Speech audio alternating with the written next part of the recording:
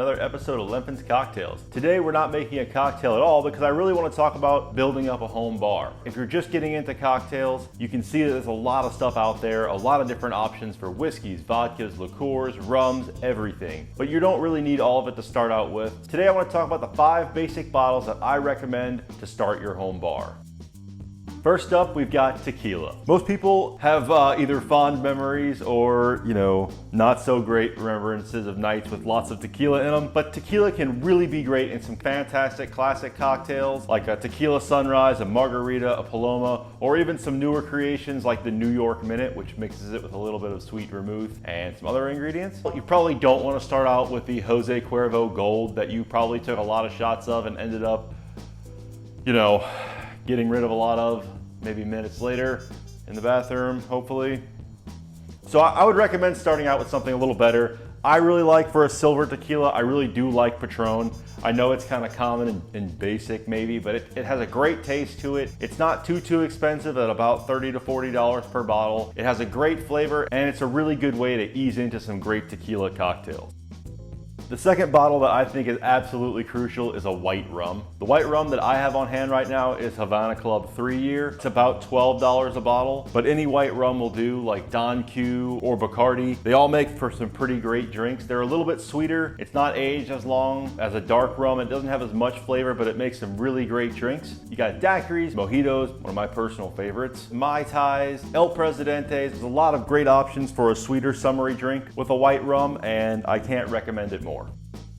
The third bottle that I want to discuss today is gin. I didn't really like the taste of gin for a long time because I had really only tried like Beefeater dry gin, and when you're just starting out, maybe that's not your thing, but maybe it is, I don't know. My current favorite is Plymouth Gin. I think Plymouth Gin really fits into a large variety of classic cocktails because it's not as juniper forward. It has a bright citrusy flavor to me. I think it really goes well in martinis, Negronis, the last word if you're into that, gin and tonics because it has that bright citrus taste which pairs well with the lime that's usually squirted onto it, and even like a gin fizz or something. The next bottle I want to talk about is not liquor itself necessarily, but it's bitters. Angostura bitters should definitely be a part of your bar. It goes in a lot of different drinks. It goes on top for a garnish for like a whiskey sour or something. The bitters bring a really great flavor. A lot of people do refer to it as like the salt and pepper of cocktails, and that really is true because it can really change and modify in a really good way the taste of your cocktail.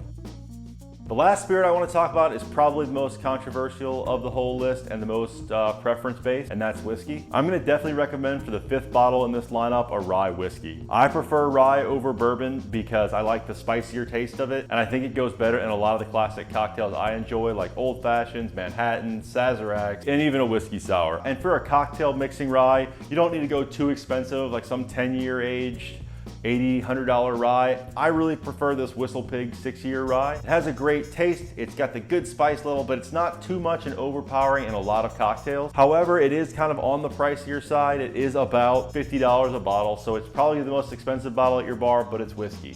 So it's probably the one that a lot of people will care the most about. However, if you really are a bourbon person and don't want rye at all, I would definitely recommend substituting something like Eagle Rare, which is 90 proof. It's about $35 a bottle, even though I know it's getting harder to find because of the allocations and the secondary bourbon market is really jacking up the price of a lot of these things. But this is a great alternative because I don't think it's too sweet and overpowering, where in some cocktails, some sweeter bourbons really kind of ruin the overall shape the cocktail is supposed to take. Okay, so these are the 5 basic bottles that I would definitely recommend having in your bar.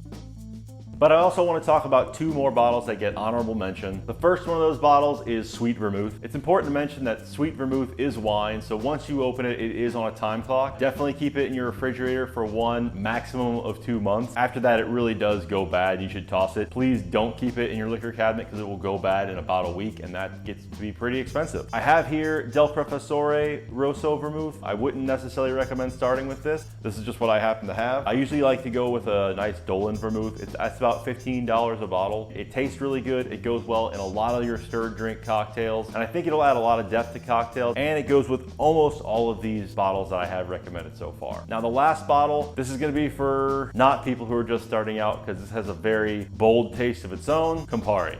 Campari is super bitter, especially the first time you try it. The first time that I had a Negroni, I was not a fan at all. I thought it was way too bitter, it didn't taste good, and that I would never have one again. I've had a lot since then. It definitely grows on you after a while, and you can use it in a lot of cocktails that aren't necessarily Negronis. The one that comes to mind would be something like the Jungle Bird, which is a tiki cocktail, but uses Campari as an extra bitter component to it, which really adds to the taste with the rum and the lime in that cocktail to really bring out a big flavor. I don't know, it kind of reminds me of grapefruit for whatever reason in that cocktail. But yeah, so these are the 5 bottles that I would definitely recommend for your bar, and these are the 2 honorable mentions, I guess. I want to kind of do a little bit more of these videos about building your bar, because I know when I was first getting started, it seemed a little overwhelming to try to figure out what to buy, what not to buy, which bottles were the most important, which could kind of wait until later.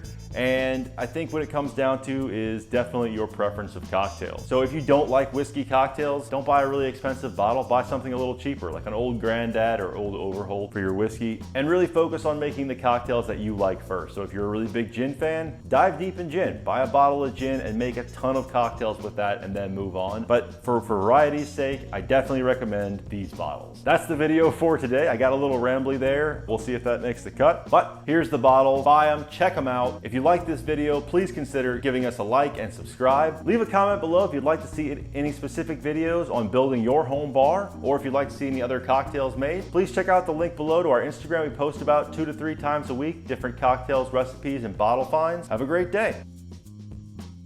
Please check out our Instagram, link below. We post a lot of pictures.